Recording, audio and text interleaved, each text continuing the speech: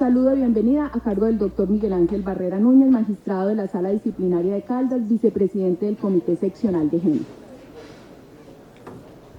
Presentación de los conferencistas a cargo de la doctora Jamie Pinilla Arroyave. Primera conferencia, perspectiva de género en las decisiones judiciales y estereotipos de género, a cargo de la doctora Alejandra Azuero Quijano. La segunda conferencia se llama Acceso a la Administración de Justicia, Derechos de la Mujer en el Derecho Internacional, a cargo de la doctora Mónica Arango Olaya. A las 10 de la mañana habrá un receso. A las 10:15 retornaremos al recinto con la conferencia Perspectiva de Género y Derechos Sexuales, a cargo del doctor Mauricio Albarracín. Siguiente, la conferencia Balance Legislativo sobre el Feminicidio como Tipo Penal Autónomo, a cargo del doctor Juan David Jurado Ocampo. Muchísimas gracias, doctor Miguel Ángel.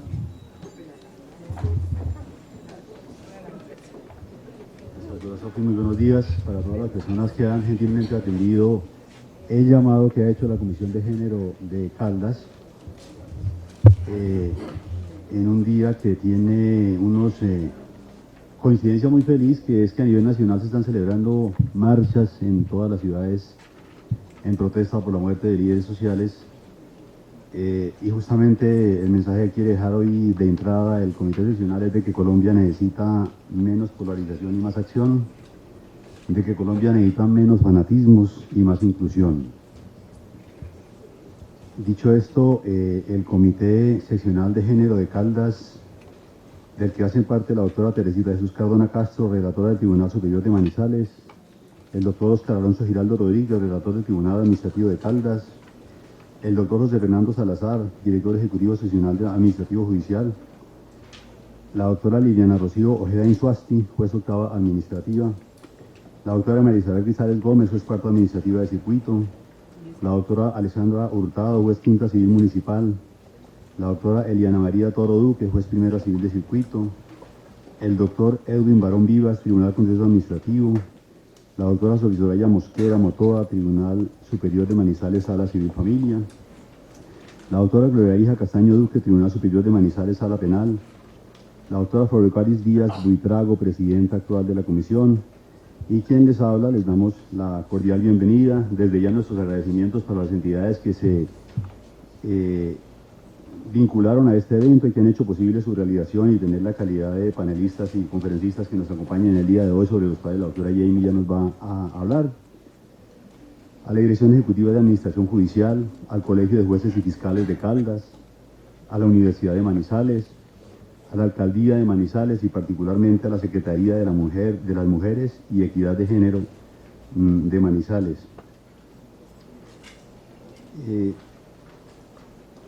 Hablaba de una feliz coincidencia, pero también de una triste coincidencia, y es que justamente esta semana esas amenazas contra las líderes sociales tocaron a la puerta de la Universidad de Caldas, y particularmente una señora que lidera un programa, un emprendimiento de mujeres reinsertadas que están adelantando una gestión en un restaurante, llegó a ser amenazada por un encapuchado dentro de la universidad, de manera que es un llamado de atención a que este tipo de situaciones no nos sean ajenas, no las sintamos como propias. Un evento académico como este es un llamado a que de una buena vez intronicemos desde la rama judicial y desde la comunidad jurídica esta materialización de la igualdad material y no meramente formal, que fue uno de los grandes avances de la cuestión política del 91, a que intronicemos la necesidad de unas acciones afirmativas, de unas acciones discriminatorias positivas, desde la decisión judicial que consultan los abogados, que consultan las partes. Normalmente las partes que terminan un pleito a veces quieren saber, o tienen el derecho y quieren saber y quieren conocer qué fue lo que pasó, por qué perdí, por qué gané, y que encuentren en el texto judicial, en el texto de una providencia, las razones por las cuales sus pretensiones salieron avante o fueron derrotadas, y particularmente en estas situaciones de inequidad, de discriminación, que históricamente lamentablemente nos han aquejado y que estamos llamados a superar, pues sea desde la decisión judicial que empecemos a llevarle al resto de la comunidad en general estas ideas, a que intronicemos la necesidad del respeto, de la dignidad, del reconocimiento de la dignidad humana, de identificarnos como seres humanos, abandonando el tema de género como no sea para de alguna manera resarcir a los grupos que se llaman en las condiciones especiales de protección del Estado que históricamente han sido discriminados. De manera que agradecemos la presencia de todos y cada uno de ustedes, del grupo de conferencistas y panelistas, de las entidades que hemos mencionado que dieron lugar facilitaron esta labor. Desde ya los estamos invitando, esta es la primera de una serie de actividades que la Comisión de Género va a estar adelantando en lo que queda del año y con renovado esfuerzo el año próximo. El 15 de agosto, desde las 5 de la tarde, estaremos realizando un cineforo sobre la película Cuestión de Género, un caso de una magistrada actual de la Corte Suprema de los Estados Unidos, un precedente jurisprudencial que ella sacó avante en el caso de un hombre que cumplía labores de enfermera de su propio progenitor, y de cómo ese precedente sirvió para que muchas de las normas, una cantidad, miles de normas de Estados Unidos, posteriormente abandonaran ese estigma que había en muchos casos en que la ley utilizaba el término hombre referido exclusivamente al género masculino, y de cómo esa experiencia abrió la posibilidad de que las normas fueran moduladas constitucionalmente y se lograra la inclusión que tanto anhelamos. Del mismo modo, me di a la tarea de informarles quiénes conformamos el Comité Seccional de Género de Caldas, porque para el mes de septiembre está programada una obra de teatro donde esas rutilantes estrellas mencionadas van a ser los actores, y ya también cordialmente invitados. Sin más preámbulos, instalada esta conferencia, el aplauso es para ustedes, para los conferencistas y para las entidades que nos colaboraron. Muchas gracias.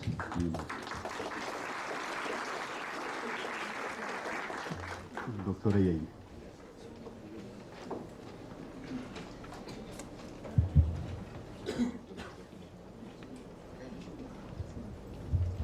Buenos días para todos. Como siempre, para mí es un orgullo estar aquí, un honor poder compartir con todos ustedes, sobre todo uno de los temas que en este momento más nos interesan para tratar de introducir en el pensamiento judicial y modificar un poco ciertos estereotipos y ciertas formas acartonadas que tenemos de pensar, y pensar en clave de esto, en clave de género. Para mí hoy es un motivo de gratitud y de orgullo tener a estos panelistas acá. Sé que conocen ahora del sentimiento de orgullo de gran parte de este auditorio, de poder escucharlos hoy a ustedes, de aprender de ustedes y de compartir con ustedes. Así que de mi parte y de parte de toda la comisión, quiero darles las gracias por estar aquí, por haber aceptado venir a este pedacito de tierra que huele a café. Muchas gracias por estar aquí. Yo les voy a contar un poco cuáles son los perfiles de nuestros panelistas, y voy a invitar, en este caso nos falta el doctor Juan David, a que tome su lugar en el panel. Vamos a desarrollar esta actividad durante todo el día de la siguiente manera. Cada uno de los expositores va a realizar su intervención entre 30 y 35 minutos.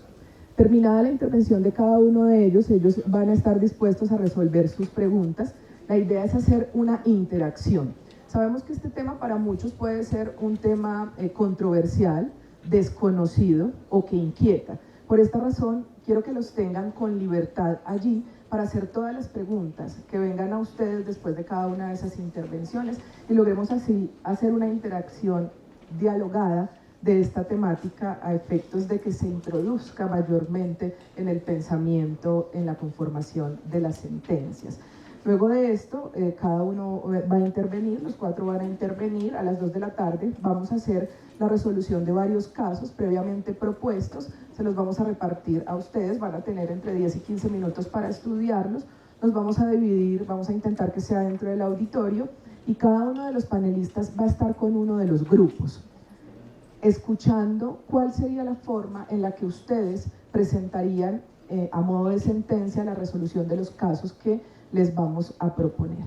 Ellos van a hacer desde luego algunas orientaciones, los van a escuchar, cumplido lo cual vamos de nuevo a estar en la parte de arriba del auditorio tratando de hacer una retroalimentación de qué fue lo que pasó, aproximándonos a la solución de esos casos.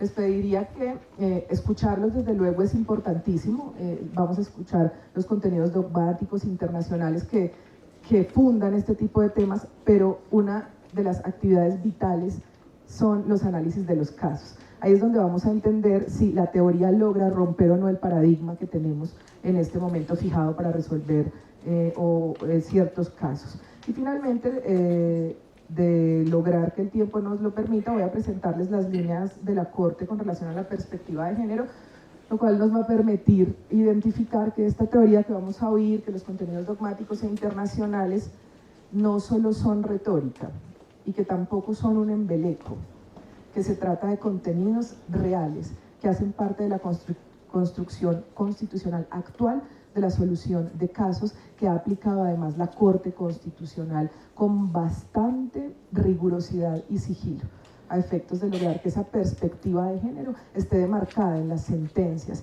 y que finalmente entiende la Corte Constitucional que al ser el órgano de cierre en la jurisdicción constitucional, pues desde luego que va a construir el precedente que debe ser utilizado por los jueces al momento de resolver sus asuntos. Les presento entonces desde este lado Mónica Arango Olaya. Mónica es abogada de la Universidad de los Andes y maestra en Derecho de la Universidad de Harvard. Antes de ser magistrada auxiliar, que en este momento trabaja en la Corte Constitucional, dirigió el programa para América Latina y el Caribe del Centro de Derechos Reproductivos. Está allí Alejandra Azuero Quijano.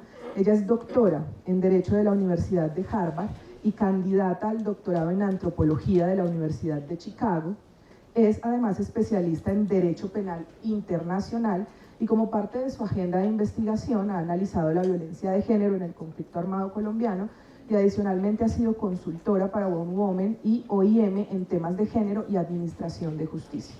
Tenemos al doctor Mauricio Albarracín. Él es abogado y filósofo de la Universidad Industrial de Santander, tiene una maestría en Derecho de la Universidad de los Andes y otra de la American University Washington, es candidato a doctor en Derecho de la Universidad de los Andes, es el subdirector encargado en este momento de Justicia, del Centro de Estudios de Derecho, Justicia y Sociedad, y su trabajo anterior fue como director de Colombia Diversa, una organización que defiende los derechos de las personas LGTBI. Les agradezco mucho que también nos está acompañando por parte de la Universidad de Manizales el doctor Juan David Jurado Campo. En este momento él se desempeña como asesor del área penal del consultorio jurídico de la Universidad de Manizales. Son nuestros panelistas, tenemos la fortuna de estar hoy con ellos y por lo tanto les pido que todo el jugo, como se dice coloquialmente, que puedan sacarle, aquí los tienen. Vamos a escuchar entonces en primer lugar a la doctora Alejandra. Culminada su intervención podrán hacer las preguntas.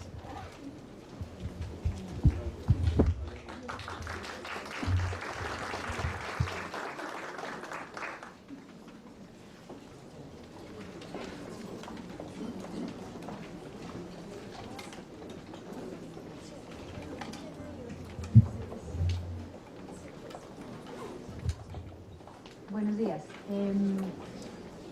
Primero quisiera agradecer a Jamie, quien nos hizo esta amable invitación, a la Comisión Seccional de Género de la Rama Judicial de Caldas, también por haber organizado este evento. Es un placer para nosotros estar acá.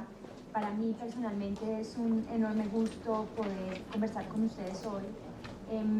Y en realidad quisiera que esto fuera como un calentamiento, un poco para entrar en materia, y voy a arrancar compartiendo con ustedes dos hallazgos de investigadores que estudiaron la manera como fallan los jueces y el rol que el género de los jueces y de sus familias, de los miembros de sus familias, tiene en la manera, digamos, el efecto que tiene esas relaciones de género en la familia, en las decisiones judiciales, porque muchas veces, digamos, parte de lo que usualmente pensamos es que la imparcialidad o la neutralidad o la objetividad del juez o de la jueza, que son valores esenciales en el ejercicio de la administración de justicia son lo mismo a no pensar en clave de género. Y un poco la idea que les quiero presentar hoy es que justamente en una sociedad que está estructurada de manera desigual, la administración de justicia, que busca justamente alcanzar condiciones de igualdad formal y material, requiere que la imparcialidad recoja lo que llamamos perspectiva de género, y es a ello un poco a lo que me voy a referir en los próximos 15-20 minutos. Investigadores de la Universidad de Harvard encontraron que dependiendo del número de hijos que tiene un juez, los jueces con hijas votan con mayor perspectiva de género que aquellos jueces que solo tienen hijos. Es decir, los jueces y juezas que tienen hijas mujeres votan con perspectiva de género con mayor frecuencia que aquellos jueces o juezas que tienen en mayor proporción hijos hombres o solamente hijos hombres. Esto a mí me llamó la atención. No había pensado yo en esta posible relación que dependiendo del sexo o el género de sus hijos o hijas, los jueces deciden de manera diferente. Para las investigadoras este resultado demuestra, y cito lo que ellas dicen, que las experiencias personales influyen en la forma en que los jueces toman decisiones y que la empatía, es decir, la capacidad de identificar las realidades y necesidades del otro, pueden ser un componente de la manera en que los jueces deciden sus casos, y que eso también puede ser una manera de fallar que calificaríamos como imparcial, no parcial. Ahora, una segunda investigación, investigadores en la Universidad de Cornell encontraron que el género de los jueces no juega un rol determinante, es decir, si el juez es hombre o la jueza es mujer, no juega un rol determinante en sus decisiones en general, salvo cuando el asunto a decidir tiene que ver con roles de género. Por ejemplo, cuando se trata de un caso de discriminación laboral de una mujer, o cuando se trata de un caso de acoso sexual, o cuando se trata de un caso de un niño gay en un colegio. En ese caso, en esas situaciones, el sexo, el género del juez o la jueza, si el juez es hombre o mujer, juega un papel muy importante. Esto también es interesante, que en principio el género de los jueces no tiene un lugar muy importante en las decisiones, salvo cuando se trata de asuntos de género. O sea que cuando se trata de asuntos de género, los jueces hombres fallan distinto a las jueces mujeres, ¿sí? Y un juez con orientación sexual diversa falla distinto a un hombre heterosexual, y una mujer jueza con orientación sexual diversa falla de manera distinta a un juez, a una jueza heterosexual. Entonces, lo que esto nos sugiere es que la presencia de la persona cuenta. El que ustedes estén aquí hoy escuchándonos a nosotros cuenta. Pensar en clave de perspectiva de género cuenta y tiene un papel muy importante en la manera en cómo se toman decisiones judiciales, cómo se administra justicia en una sociedad. Y en parte, como decía antes, esto es importante porque la empatía, la empatía no es lo mismo que la simpatía. No es lo mismo ser simpática o simpático que ser empática o empático. Yo soy simpática si me paro aquí frente a ustedes y hablo de manera agradable y luego nos encontramos afuera y ustedes me saludan y yo respondo el saludo. Eso es ser simpática, ¿sí? Pero ser empático o empática es la capacidad que tenemos como seres humanos de ponernos en el lugar del otro, de reconocer las necesidades del otro, aunque no sean las mías. Yo, hombre, heterosexual, casado, no son mis necesidades las de un adolescente o joven homosexual en un colegio público de la ciudad de Manizales, pero yo soy capaz de relacionarme con las necesidades de esas personas, reconocerlas como igualmente válidas, ¿sí? O yo soy una jueza mujer, que soy capaz de, a pesar de que yo, ¿sí?, soy una jueza que, por ejemplo, gano más del salario mínimo y no soy una madre soltera, puedo ponerme en el lugar de esa madre soltera que gana el salario mínimo y que está peleando una cuota alimentaria en un proceso judicial. Entonces la empatía tiene que ver no con nuestra capacidad, nuestra disponibilidad para agradar a otros, sino con nuestra disposición para entender las necesidades de otros y de otras, ¿sí? Y de esos otros y otras que pueden ser radicalmente distintos a nosotras o a nosotros. ¿Qué ¿Qué quiere decir entonces la perspectiva de género en la administración de justicia? ¿Y de qué se trata y para qué? Pues en primer lugar, ¿para qué? Para asegurar que las necesidades y experiencias diferenciales, tanto de mujeres como de aquellas personas con identidades y orientaciones sexuales diversas, y de los hombres también, sean tenidas en cuenta.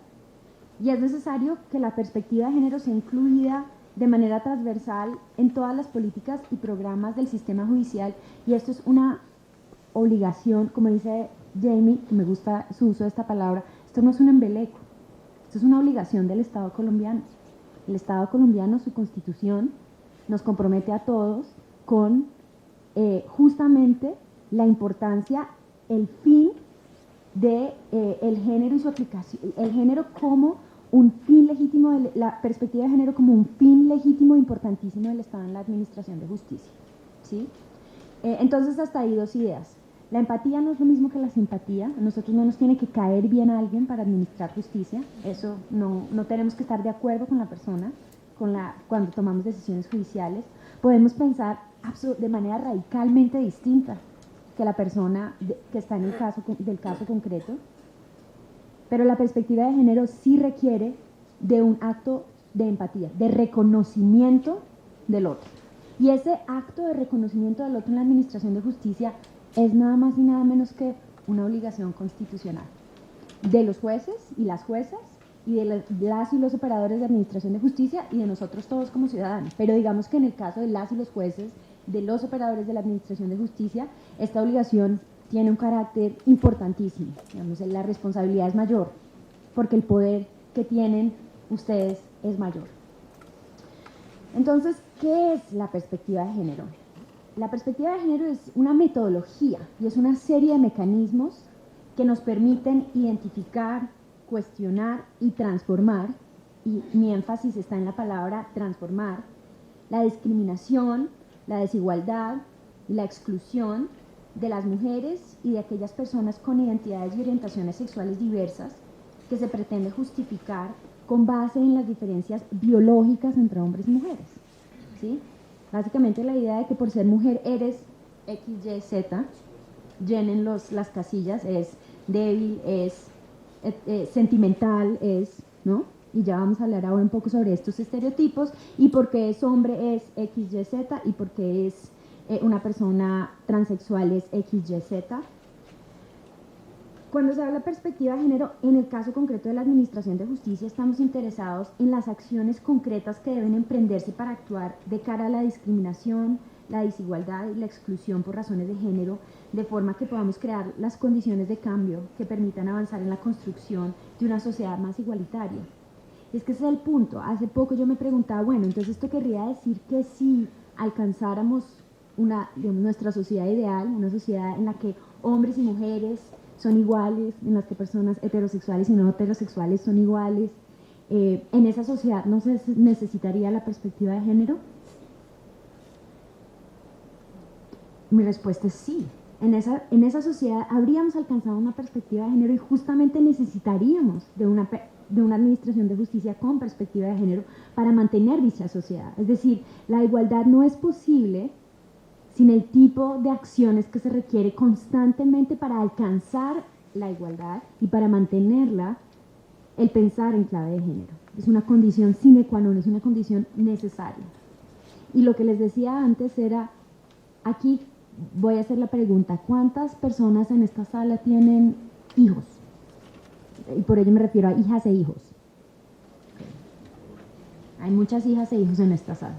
Ahora, ¿cuántos de ustedes tienen hijas?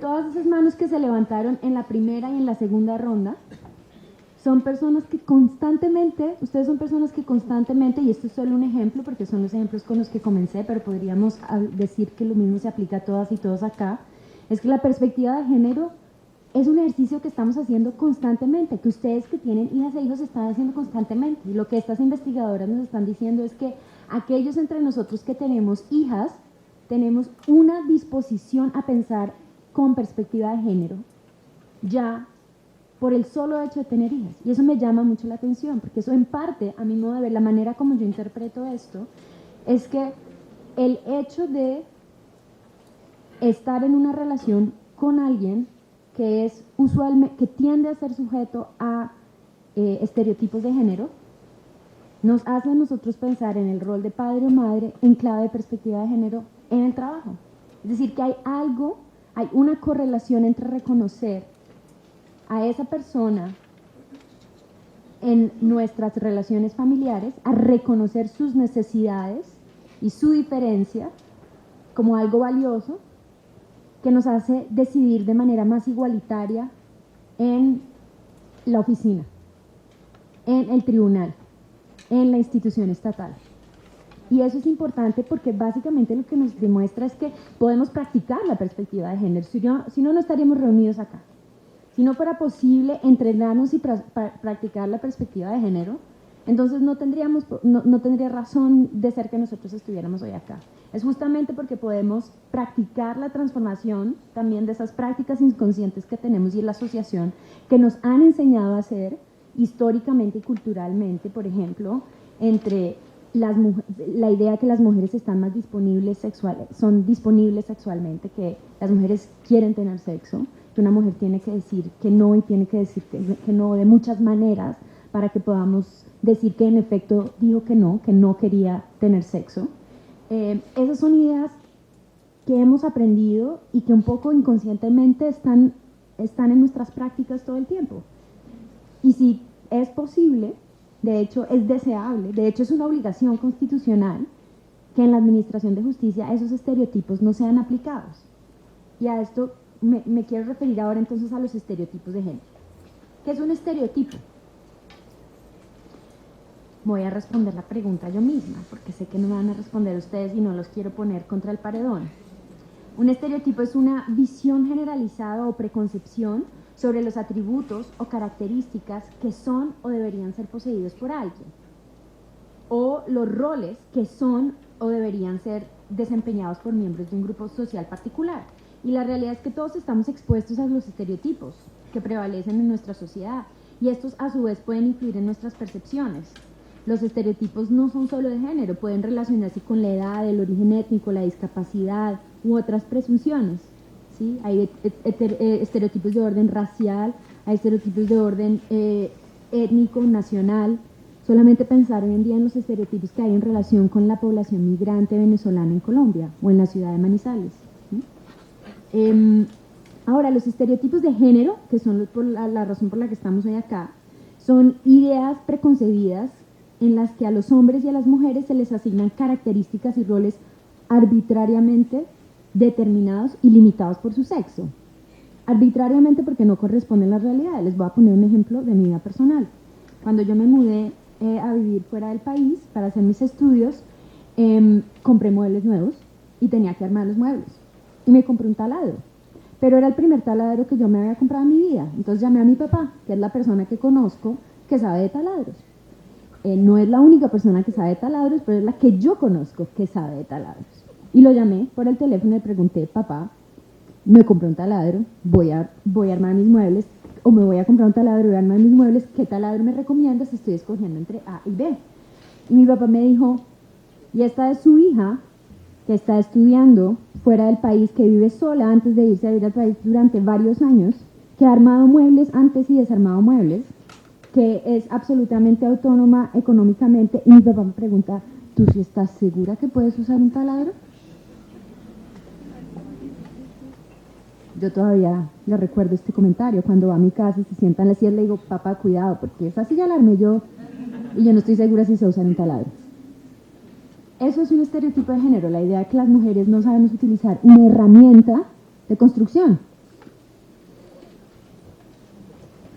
Entonces, ¿qué son los estereotipos de género?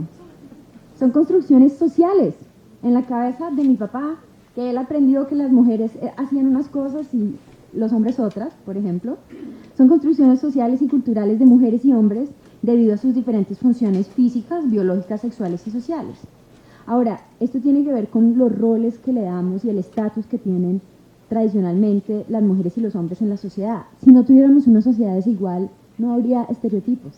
Los estereotipos son fundamentales para afirmar, sustentar y mantener la idea de que la desigualdad está bien, ¿sí? Que está bien pagarle menos a una mujer que a un hombre por exactamente el mismo trabajo en una firma de abogados, por ejemplo. Los estereotipos de género pueden ser sexuales, pero también pueden ser sobre roles, es decir, sobre roles masculinos y femeninos. Las mujeres cuidan a los niños y los hombres son jefes de hogar. Son sexuales cuando es una visión sobre lo físico, los atributos biológicos, emocionales y cognitivos de mujeres y hombres. Por ejemplo, las mujeres son propensas a la mentira, ¿sí? Por ejemplo, las mujeres bellas son delgadas. Ese atributo físico no pesa de la misma manera sobre los hombres. De hecho, hay estudios que muestran que tendemos a pensar que los hombres con un poco más de carne, con un poco más de peso, de hecho son más estables financieramente. Es una asociación que inconscientemente hacen las mujeres. Entonces, ahí los dejo para que piensen.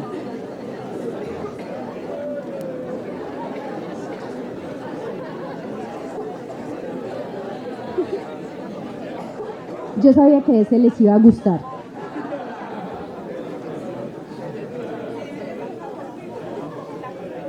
Ahora, los estereotipos interactúan. Nosotros pensamos con distintos tipos de estereotipos a la vez.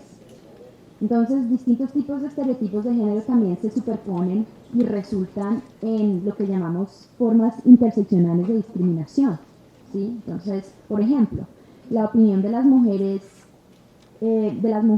indígenas que son promiscuas, o la opinión de las mujeres lesbianas como malas madres, son ejemplos de estereotipos entrecruzados. La idea que una mujer indígena es promiscua son ejemplos de estereotipos entrecruzados.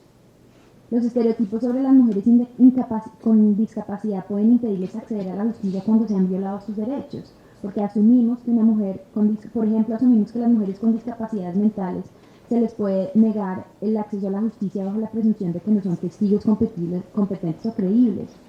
O que una mujer con discapacidad, sus padres pueden estar en el derecho de decir, por ejemplo, si debe haber una esterilización sin el consentimiento de esa mujer, aunque sea una mujer adulta, porque tiene una discapacidad, ¿sí?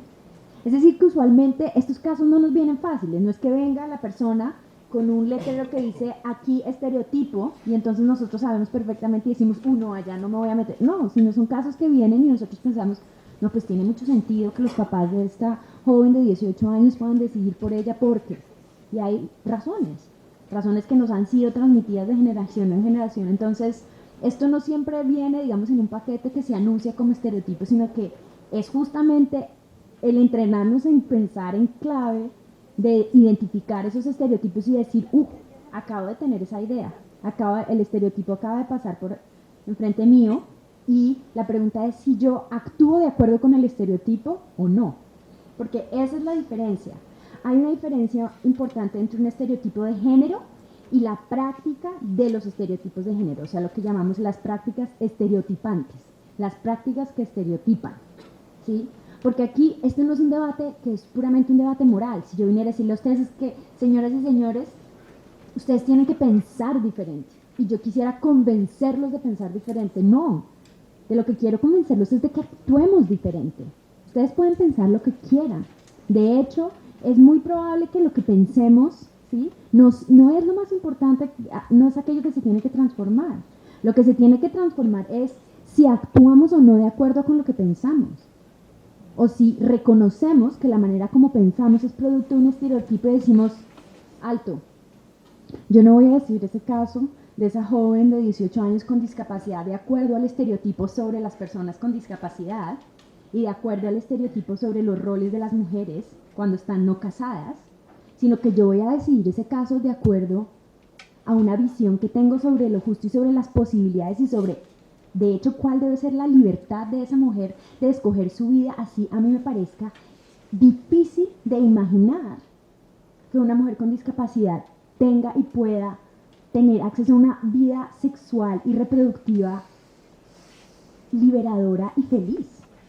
Porque la realidad es que una persona con discapacidad tiene el mismo derecho que ustedes y que yo y que cualquiera de nosotros a tener una vida sexual plena. y a tener hijas o hijos si así lo desea. ¿Sí? Entonces, esa es justamente la diferencia entre estereotipo y la práctica de los estereotipos. Los estereotipos son creencias, están en nuestras cabezas, que se sostienen en el tiempo, que están ahí, si nadie las cuestiona. Mientras que la práctica de los estereotipos implica actuar de acuerdo con esas creencias, que se basan en una idea muy importante, y creo que esto, digamos, tiene que ser dicho, y es en la idea, los estereotipos están basados en la idea de inferioridad de un sexo frente al otro, y por lo tanto de superioridad de un sexo frente al otro. Si yo le hubiera dicho esto a mi papá en ese momento, papá, lo que tú me estás diciendo sobre el taladro a mis 30 años está basado en una idea de inferioridad de la mujer frente al hombre en su capacidad de armar una mesa, mi papá se habría indignado, porque él me diría, yo nunca pensaría que tú eres inferior. Pero su práctica reflejaba que de hecho así era. E inconscientemente, detrás de lo que él me estaba diciendo, estaba esa idea, que fue lo que a mí me molestó.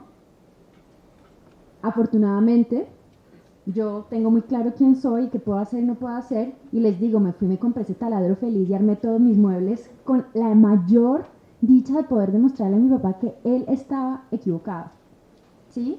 Pero en realidad, nosotros, en ese caso, ustedes, como jueces, como administradoras y administradores de justicia, aquí como quienes son servidores públicos, ustedes como padres de familia, madres de familia, personas en pareja, en relación con sus padres, madres, etcétera, todo el tiempo estamos tomando la decisión de actuar de acuerdo a esas creencias. Y de lo que estamos hablando hoy acá es de la práctica de no actuar de acuerdo con esas creencias, sino actuar de acuerdo con el compromiso de crear una sociedad más justa que refleje que en efecto todas y todos somos iguales.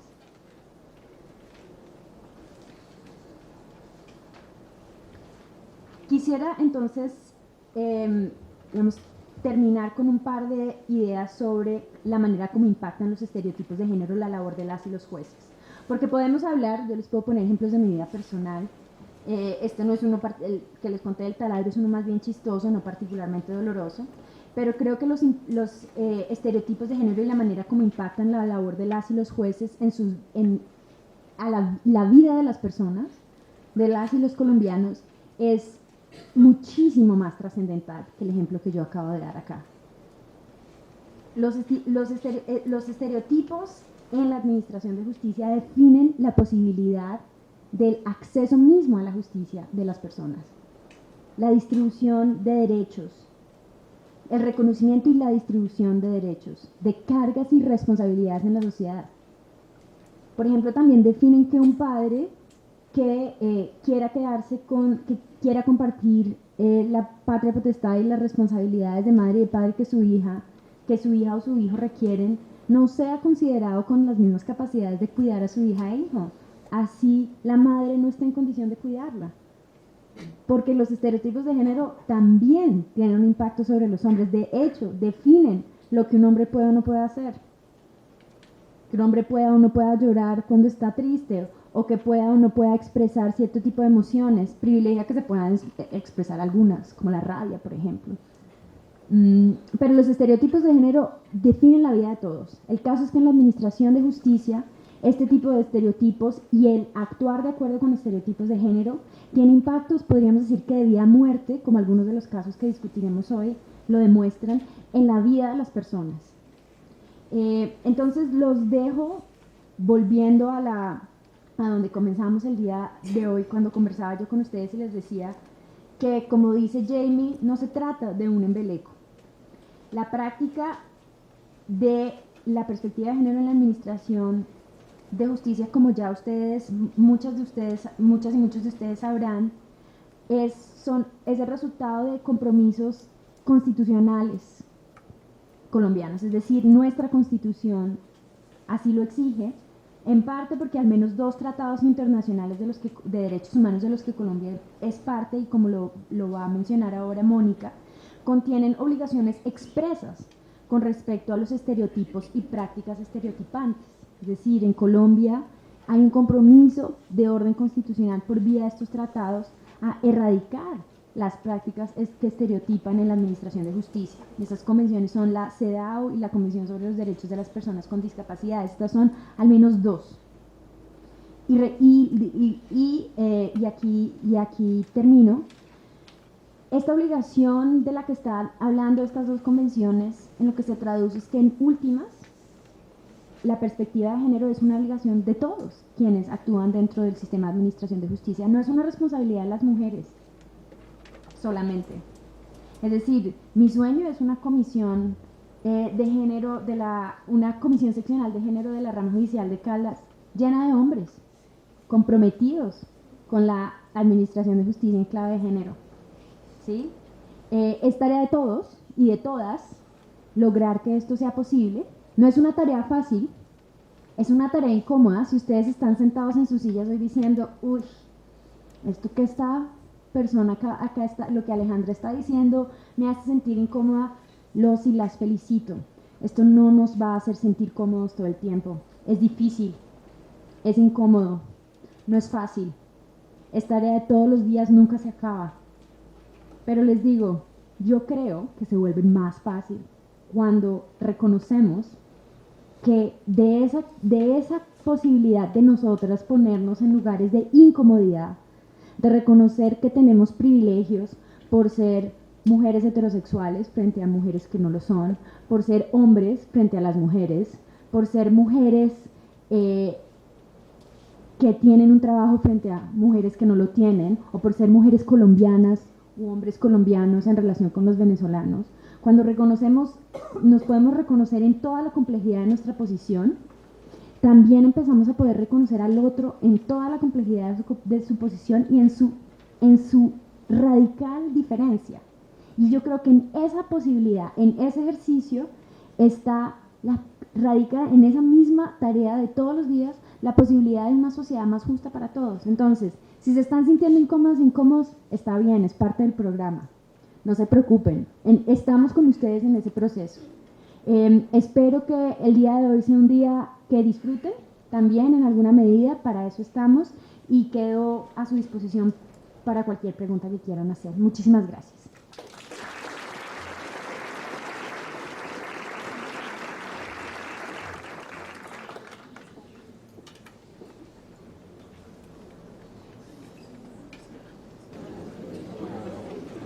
Vale, pues yo voy comenzando mientras que van prendiendo las diapositivas.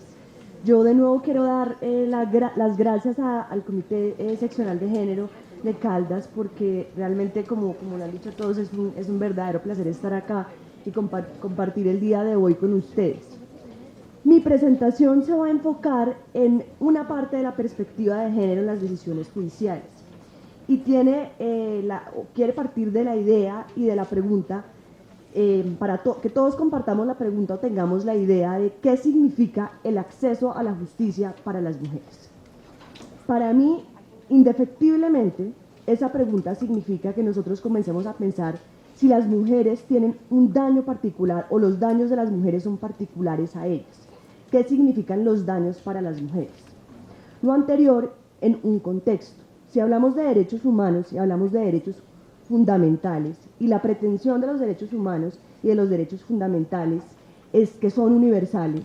Cuando nosotros nos acercamos hacia esta pregunta de la igualdad de las mujeres y del acceso a la justicia para las mujeres, y decimos la perspectiva de género implica ver una distinción respecto a ellas, pues uno podría decir, aquí, ¿qué está pasando? Si me estás diciendo que tenemos todos los mismos derechos, ¿no es cierto?, y que el derecho fundamental de las mujeres a la igualdad en particular me está proponiendo a mí acercarme a ellas y acercarme a los daños para las mujeres desde una perspectiva de diferenciación, me supone a mí un cuestionamiento. Pero ¿cómo así? Si todos somos iguales, entonces ¿por qué tenemos que ver, en particular me estoy refiriendo a las mujeres, de forma diferente?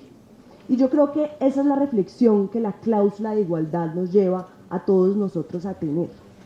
Y para contextualizar esto, me voy a referir hoy específicamente respecto al derecho internacional de las mujeres. y a cuál es el ámbito de protección, ¿no es cierto?, respecto al cual nosotros nos inventamos en el derecho internacional como específicamente como herramientas que nos dan a nosotros los jueces todo el tiempo. Me voy a enfocar en el derecho internacional porque Jamie más adelante va a hablar del derecho constitucional. Pero creo que históricamente el derecho internacional nos trae muchas lecciones y nos da muchas herramientas en relación con la perspectiva de género, ¿no es cierto? Entonces, pues la siguiente. Entonces, de nuevo, aquí están, digamos que las preguntas que guían la presentación, y es ¿qué significa la igualdad para las mujeres en el acceso a la administración de justicia? Y al hacernos esta pregunta, quisiera que pensáramos en los elementos que los jueces y juezas debemos considerar, ¿no es cierto? Uno de ellos es el contexto para las mujeres y segundo, las protecciones legales. Entonces, para comenzar hablando del contexto, este mapa muestra las muertes violentas de las mujeres desde 2007 a 2012. Los sitios que están en verdes porque no hay datos, no es porque no haya muertes violentas de mujeres. Y lo más rojo son el registro que existe de muertes más violentas. Y van a ver que nosotros estamos en un rojo y América Latina y Estados Unidos nuestro continente está rojo tenue, que significa estamos en rojo, pero no tan rojo como en Rusia. Y esto, ¿por qué es importante el contexto? Porque el contexto nos permite a nosotros situarnos en dónde y en cuál es esa diferencia de las mujeres o cuáles son esos daños para las mujeres que son distintos que para otros individuos en la sociedad. En términos de cifras en Colombia, en 2018 se dieron 18.852 denuncias de abuso sexual de mujeres y se registraron 44.887 casos de violencia intrafamiliar. Las supuestas razones que desencadenaron los ataques en el caso de los 44.887 casos se atribuyen de la siguiente forma: 59% por intolerancia o machismo, 21% por celos, 13% desconfianza e infidelidad, 13% por alcoholismo o drogadicción. Y de estos casos, Bogotá lidera, después sigue Medellín y después Cali. Tristemente yo soy de Cali, tenemos el tercer puesto ahí. El número de delitos de hechos de violencia contra la mujer hubo un incremento del 1.3% respecto al 2017, es decir, todos los casos en las cifras que existen, que se reúnen, van desde 134.000 casos o 135.000 en el 2017 a 137.000 en el 2018, es decir, 2.000 casos más. Entonces esto es un fenómeno que está en aumento, no está en disminución. O posiblemente el aumento es en la denuncia, no necesariamente en los hechos, ¿no es cierto? Y para septiembre de 2018 se reportaron 722 casos de mujeres asesinadas, es decir, 5 mujeres mueren en Colombia cada 2 días. Y yo creo que esto es importante, este conjunto de datos es importante para situarnos de nuevo en el contexto y en cuáles son los tipos de daños que son prevalentes para las mujeres. Y cuando nos acercamos con perspectiva de género a un caso o a una situación, tenemos que tener presente que la realidad de las mujeres es diferente a la de los hombres. Entonces, en esa medida, esta proyección, aspiración tan hermosa de la igualdad y de que todos somos iguales y de que todo el mundo merece un trato igual, tiene que ser matizado en el caso de las mujeres por el contexto. Y tenemos que ser capaces de darnos cuenta que los daños para las mujeres son diferentes que para los demás individuos.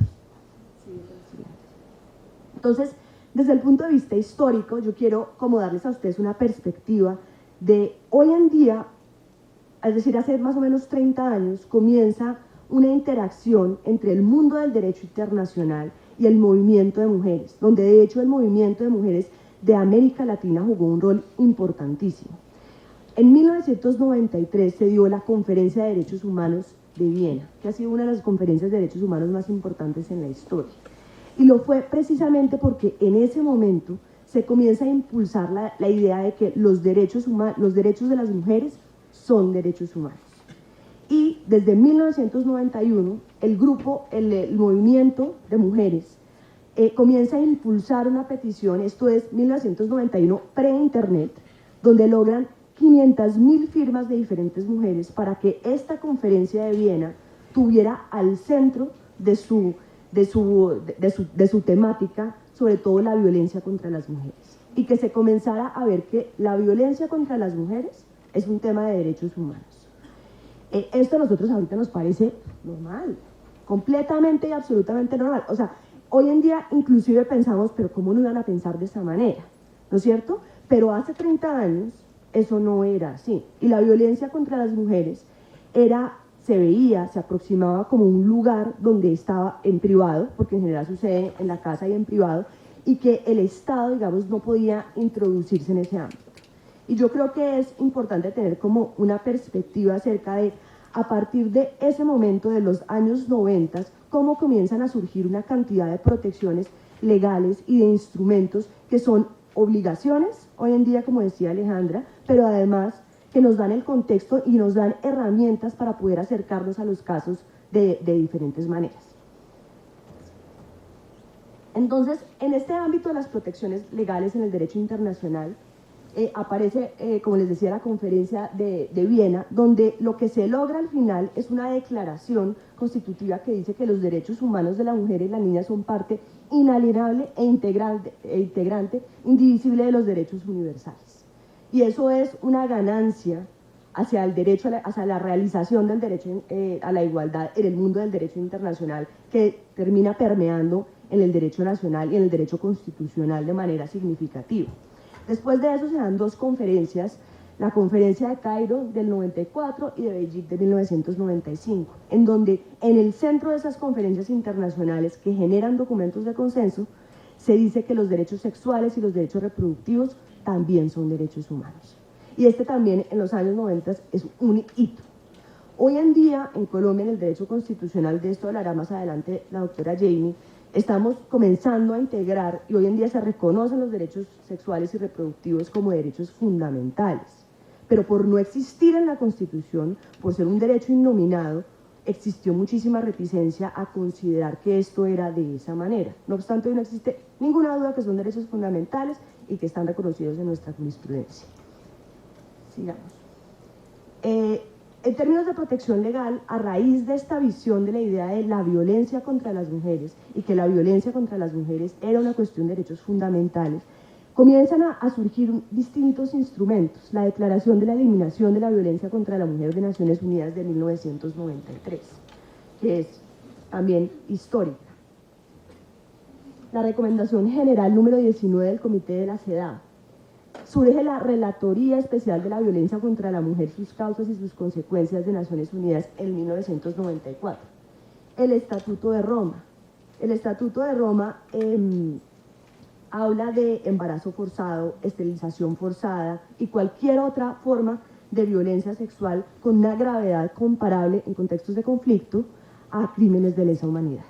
Y esto de nuevo es otro instrumento más que está poniendo la igualdad y la diferencia en los daños de las mujeres en el centro de las protecciones legales.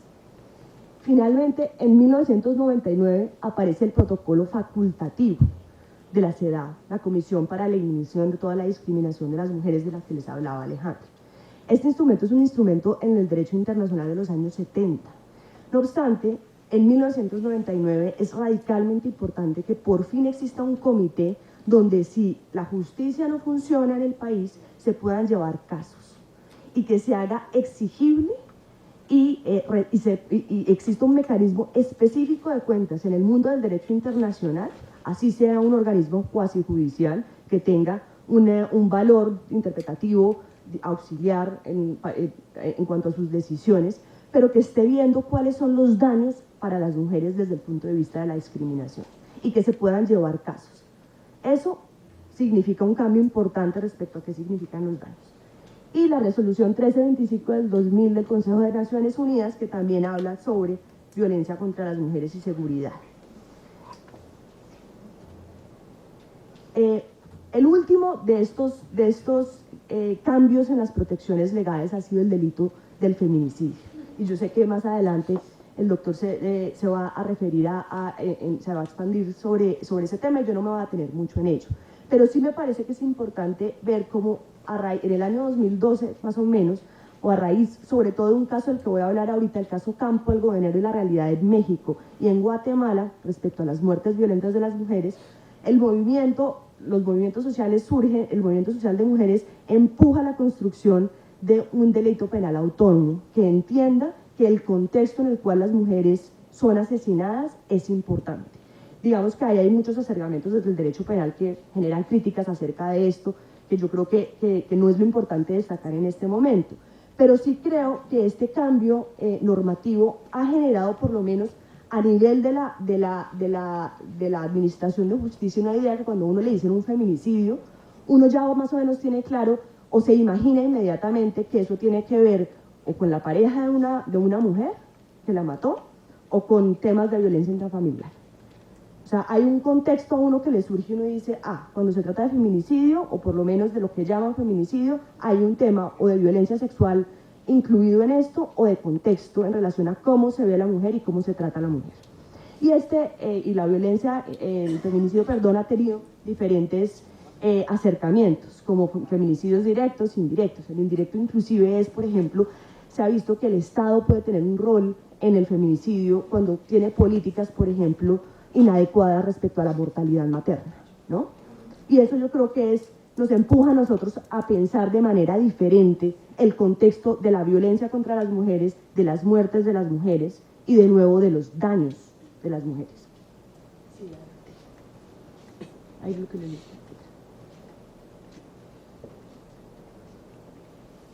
Y como les digo, esta digamos, protección legal hoy en día se encuentra como delito autónomo en Bolivia, en Chile, en Ecuador, en El Salvador, en Guatemala, en Honduras, en México, en Nicaragua, en Panamá, Venezuela, y como agravante en Argentina, Brasil, Costa Rica y Perú. Este es como el panorama de las protecciones legales que existen hoy en día en el derecho internacional, donde definitivamente la más central es la Convención para la Eliminación de la Discriminación, de todas las formas de discriminación contra la mujer, y la Convención de Belém do Pará. De estas protecciones legales surge una de las herramientas más importantes al lado de los estereotipos de género y del deber para los estados de eliminar los estereotipos de género. Y es el deber de debida diligencia para la prevención, eliminación y sanción de toda violencia contra la mujer. Entonces, a raíz de todas estas protecciones legales que se logran en los años 90, se genera para el Estado una obligación dura, una obligación que se puede tocar, en la cual le dicen al Estado, independientemente de cuando suceda esto o dónde suceda, en la casa o afuera, en la calle, no tiene que ser un agente estatal el que comete la perpetración. El Estado es responsable de prevenir, de sancionar y de perseguir la violencia contra las mujeres. Y esto es importante porque a los jueces también nos genera una responsabilidad, y nos genera la responsabilidad de tener que acercarnos a los casos de violencia contra la mujer con esa idea y de saber que nuestras actuaciones como jueces pueden comprometer eventualmente la responsabilidad del Estado, si nosotros no fallamos de cierta manera.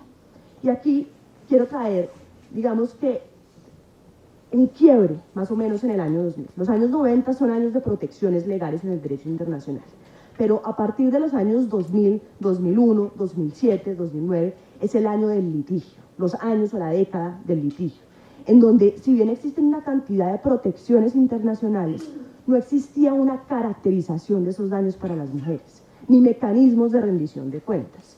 Y en estos años comienzan a verse los casos y comenzamos a entender qué compromete la responsabilidad del Estado en este ámbito internacional. Y aparece el primer caso en el 2001 de la Comisión Interamericana de Derechos Humanos, que es el caso de María de Peña contra Brasil, en donde se determina, lo que sucede en el caso es que más o menos en 1983 una ciudadana brasilera está casada con un ciudadano brasilero, pero que de hecho era colombiano, un profesor universitario, que tiene en su vida 2 intentos de asesinato.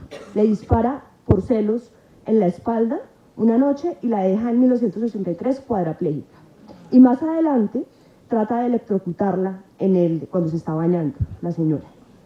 15 años después, para 1998, a pesar de existir 2 condenas contra el señor seguía libre y no existía una condena definitiva.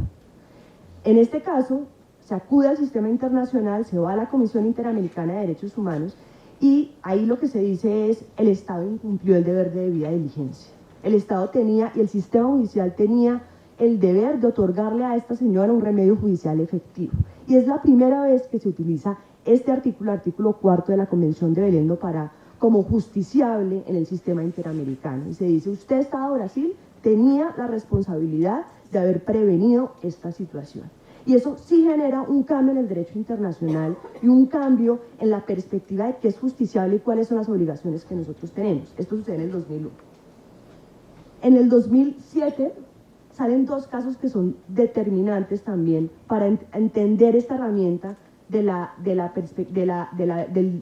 obligación de debida diligencia. Y son los casos de Said Goethe contra Austria y Fatma Yildirim contra Austria, de nuevo del Comité de la CEDAW.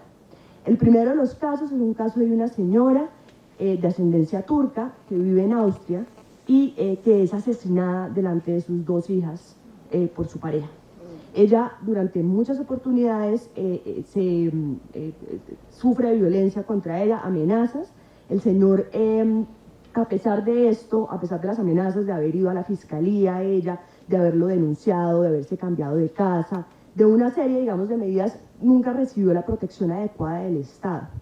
Y en ese caso, el señor la mató, le dio 2 tiros delante de sus hijas y después el señor se entrega y entra a una pena de cadena perpetua que todavía creo que está cumpliendo.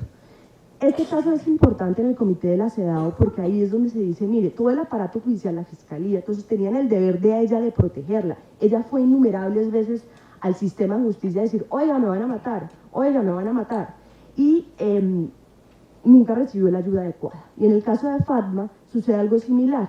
Es una señora también de ascendencia turca que está casada con un señor mayor, ella tiene 3 hijos anteriores de su matrimonio anterior, vive con una de las niñas porque es menor de edad, el señor trata de apuñalarla varias veces, ella sale de la casa, lo denuncia, se muda de la casa, un día cuando vuelve a la casa, cuando piensa que el señor no está a sacar unas de sus cosas, el señor la espera y le da una cantidad de golpes, ella logra escapar, no obstante, semanas después la asesina cuando está yendo a su trabajo.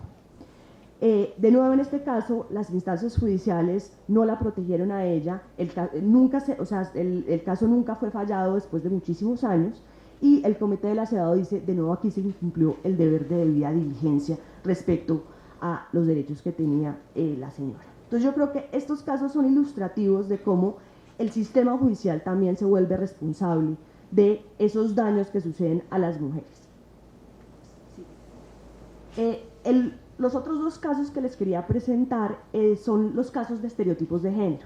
Alejandra ya mencionó muy bien qué significan y cuál es su alcance. Y estos han sido justiciables en el Comité de la CEDAW en un sinnúmero de ocasiones para este momento. Pero los primeros casos que hablan de este tema son 2, uno del 2007, de Vertido contra Filipinas y otro del que voy a hablar ahorita, que es LC contra Perú. En el caso de Vertido se trata de una señora en sus años más o menos 30, que es directora ejecutiva de la Cámara de Comercio en Filipinas. Y van a una comida donde su jefe le ofrece a ella que la va a regresar a la casa y van a ir con un compañero también de trabajo. Cuando la señora se da cuenta que el señor va a dejar primero al compañero de trabajo, ella decide que se va a montar en un taxi y que se va a ir, y el señor no la deja. Dejan primero al compañero y después el señor se la lleva a ella contra su voluntad a un motel, la entra, digamos, al motel, ella comienza a pelear, a decir que no, a gritar, se encierra en el baño en un momento dado, cuando sale el señor está desnudo, después de eso le pega, la viola y ella termina yéndose a la casa porque el señor inclusive la lleva. Al otro día ella presenta una denuncia y primero la denuncia es desestimada y en segunda instancia la jueza, una mujer de hecho que conoce este caso, determina que no existió violación en ese caso, porque había una relación previa, es decir, ellos 2 se conocían y que no era razonablemente creíble que ella hubiera sido llevada hasta este espacio y que ella no hubiera habido tenido tantas oportunidades para escapar, que no hubiera escapado. De nuevo, el Comité de la CEDAW aplica aquí la cláusula de estereotipos de género y dice, es un estereotipo de género pensar que porque existe una relación previa, entonces existe consentimiento. Y también es un estereotipo de género pensar que la mujer tiene la fuerza suficiente o tiene la oportunidad para escapar y lo hace, ¿no? El segundo caso que tiene que ver con esto es el caso de LC contra Perú, del Comité de la CEDAW del 2011. Y aquí se trata de una niña de 13 años que es violada por uno de sus vecinos constantemente. En una de esas ocasiones ella queda embarazada. Cuando ella se entera de que ella está embarazada, ella trata de suicidarse y se tira desde el segundo piso de su casa, con tan mala suerte que no se mata, sino que queda paralizada del cuello para abajo. Cuando ella va al sistema de salud y está embarazada, le dicen a ella que no le pueden realizar la operación que ella requería para poder recuperar algo de su movilidad porque estaba embarazada y que tenía que prevalecer la vida del feto en ese momento. Y aquí lo que se utiliza es el estereotipo de género de la maternidad. Es decir, una niña de 13 años violada, en este caso tenemos que cuidar el feto y ella que pierda su movilidad completamente. Y en efecto eso es lo que sucede. A ella no le hacen la intervención que tenía que hacerle a tiempo. Consideran que eso no es un aborto terapéutico y después ella, pues por su condición, por supuesto tan grave, tiene un aborto espontáneo y cuando le hacen la intervención ya es demasiado tarde. El comité de la CEDAW lo que dice en ese momento es: aquí usted, Estado peruano, lo que hizo fue hacer prevalecer una idea de la maternidad y del rol de la maternidad en una niña de 13 años violada por encima de sus derechos como mujer y su derecho particularmente a la salud. Entonces, yo creo que estos casos nos enmarcan en diferentes situaciones en las cuales tanto el sistemas de salud o el sistema judicial son identificados al haber violado su obligación de debida diligencia y de estereotipos de género. Y yo creo que estos ejemplos a nosotros nos muestran dos herramientas supremamente poderosas a la hora de enfrentarnos a distintos casos y de entender cuáles son los daños para las mujeres que son diferentes a otros casos y qué herramientas tengo yo para pronunciarme respecto de estos casos a la hora de verlos y acercarme a los mismos. Y finalmente, ¿tienes ahí lo del videito? Bueno, yo quisiera terminar con una, o sea, estos casos vienen del mundo del derecho internacional y me parece que son importantes porque lo que nos muestran a nosotros es que se trata de obligaciones estatales, obligaciones que tenemos desde el ámbito internacional, pero que como están en el bloque de constitucionalidad, están incluidas en nuestra Constitución vía artículo 13 y artículo 93, ¿no es cierto? Pero yo quisiera que hiciéramos una reflexión ahorita sobre un caso muy famoso que en Colombia, también como para atarlo un poco a nuestra realidad, de una situación que sucede todos los días y respecto a la cual la respuesta, inclusive hoy en día, sigue muchas veces, por diferentes ámbitos, ser la de no ver esa distinción y no ver esos daños particulares que tienen para las mujeres y no ver ese contexto para tener un acercamiento al que le podríamos aplicar hoy nosotros todos acá la perspectiva de género. Entonces, es muy cortico el video, pero ya lo vamos a poner entonces. Bien, vamos a tratar entonces de hacer algunas preguntas mientras logramos lo del video. No sé, el doctor ya me había pedido la palabra para alguna pregunta, las van pensando, están ellos listos, inclusive el doctor Mauricio desde luego para también colaborarnos. Gracias, doña Jimmy. No sé si sea tan relacionado con los temas que han tocado, pero sí les hemos escuchado en su lenguaje, particularmente doctora Alexandra, el tema de los y las y de todas y todos, que no ha dejado de encontrar resistencia en términos de que normalmente uno entendería, pues estamos no sé si intronizados a pensar que cuando se habla de los niños, estamos hablando de niños, y aquellos temas de los académicos y los puristas en el lenguaje que dicen que solamente se debe distinguir cuando se pronuncian de manera diferente, cuando hablamos de damas y caballeros, porque a veces se llega a algunos extremos de algunos, alguien en la jurisdicción disciplinaria en sus providencias habla del fiscal y de la fiscala y habla de unas que suenan hasta cacofónicamente, escuchan mal, pero uno también puede pensar que son formas más que de incluir, de excluir. ¿Por qué diferenciar? Estamos hablando de la totalidad. ¿Por qué no decimos los estudiantes ¿por qué decir las estudiantes y los estudiantes? Y cuando estamos hablando de los estudiantes, hablamos de la totalidad de ellos. Es un poco esa inquietud. Gracias. Bueno, voy a responder a esa pregunta haciendo la salvedad que esta pregunta me parece muy interesante, porque este debate sobre el lenguaje es un debate de nunca acabar, ¿sí? Y yo lo primero que diría es que yo no voy a hablar desde el lugar de, o sea, yo no soy representante de la Real Academia de la Lengua Española, eso es lo primero. Entonces, no les voy a dar una respuesta acerca de cuáles son las reglas gramaticales del español, etcétera, del castellano, ¿sí? Porque además, con todo el perdón de la Real Academia de la Lengua Española, es una institución que lo que hace es que se respeten las reglas del español, del castellano, como un idioma hablado en España, pero